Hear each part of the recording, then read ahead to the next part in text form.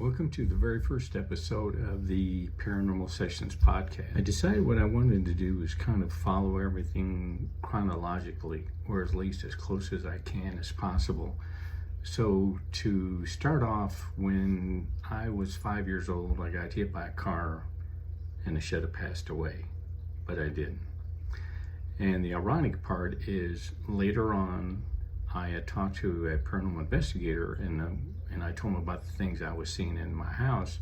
And he said, have you ever, had a close call passing away? I said, yes, when I was 5 years old.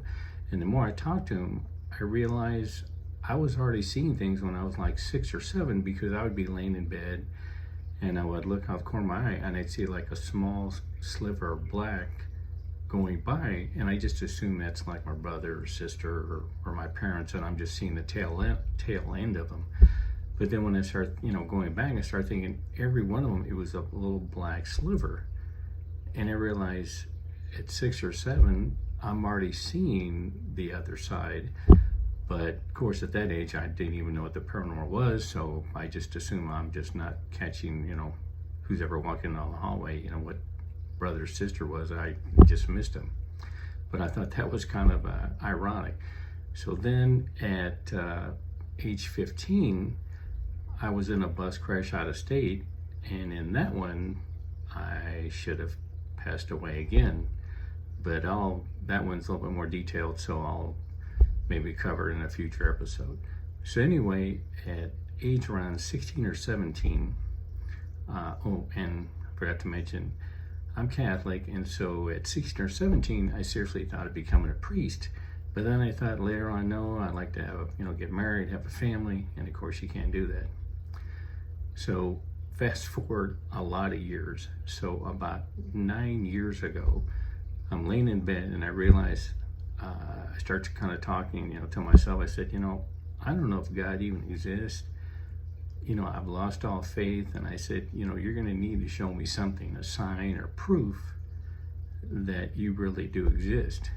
Well, asking that question basically turned my life upside down. So a few months later, after I, asked God to prove he existed, I'm over at a friend's house, and they're doing some work outside, and I kind of helped them. And I had bought brand new tennis shoes the day before, so I got them a little bit dirty. And when we got done, I said, hey, can I go to the bathroom? I'm gonna get some toilet paper and wipe off the dirt off my new shoes. And they said, sure. So I go into the bathroom, put my left foot up, start wiping the dirt off, and then I put my right foot up, and for whatever reason, I decide to look down.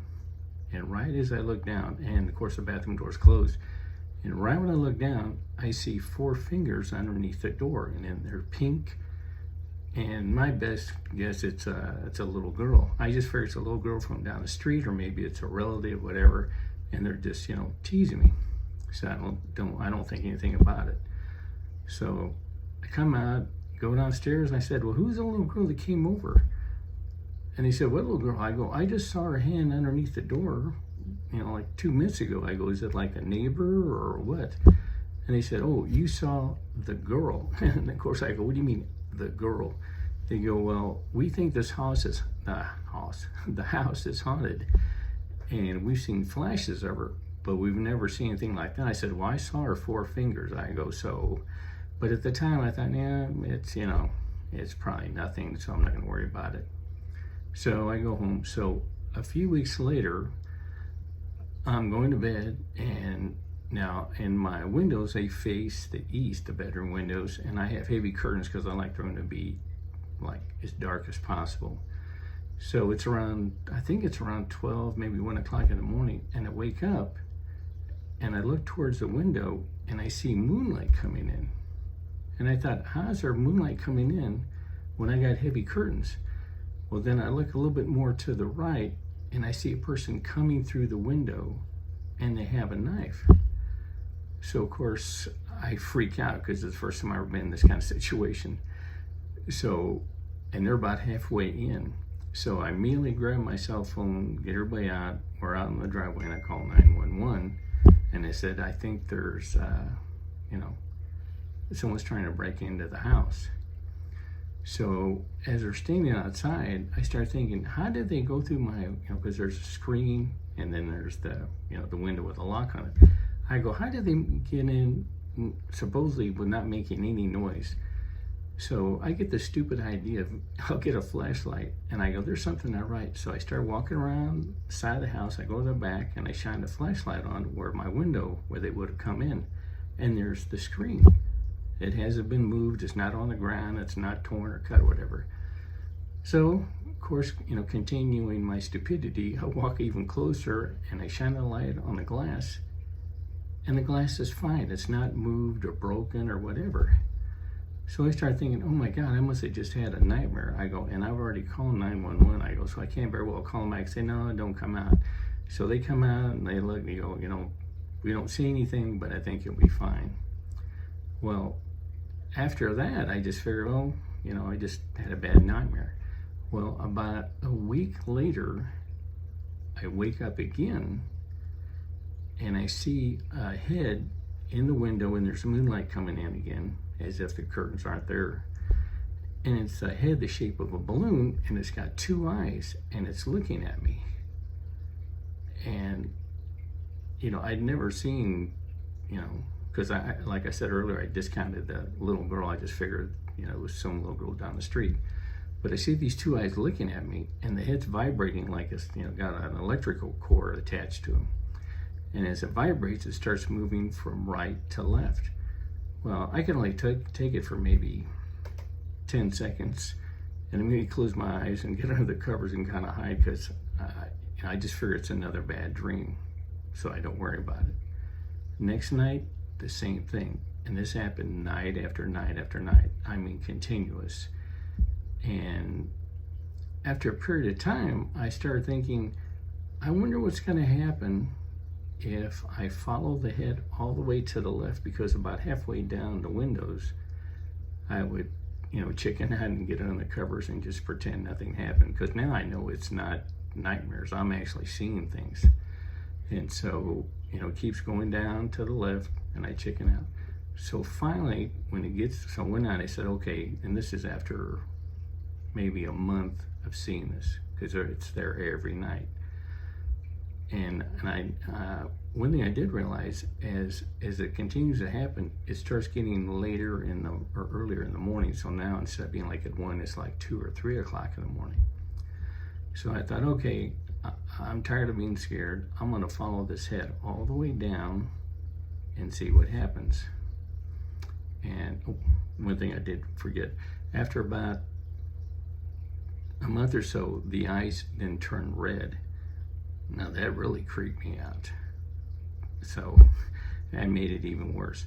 So finally I'm watching the red eyes go all the way down to the end, and I'm kind of excited, but then I'm scared because I go, what is going to happen if I follow the head all the way down to the left of my window? So the vibrating head now with the red eyes, they get to the very end of the window and it goes away. And I figure, oh, well, I guess I got excited for nothing.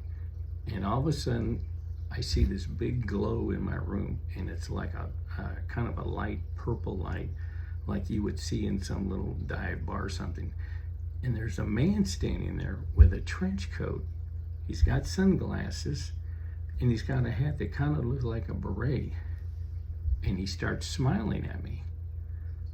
And I'm thinking, I don't even know what I'm seeing. It's almost like I'm at a nightclub, and they got the purple light on him, and he's smiling at me, and he's there for maybe, I don't know, maybe 5-10 seconds, and then it disappears. And after that, which I'll explain in part 2, this is when things go from I'm a little bit scared to really scared. I mean, terrified. And so I thought I would bring that up because I saw activity from when I saw that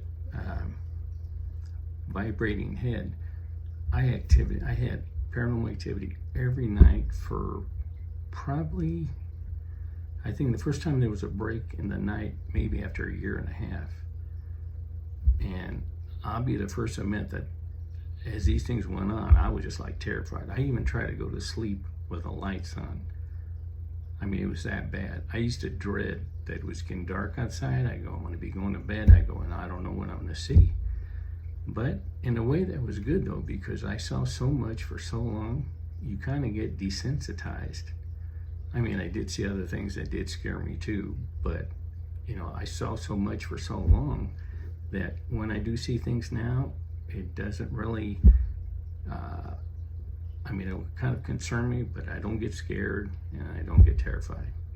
But I'll go ahead and wrap this up, and be sure to watch part 2. And if you like what you heard tonight, I'd really appreciate if you subscribe and like, and put comments down, you know, if there's something you want me to particularly cover, because I've seen a lot.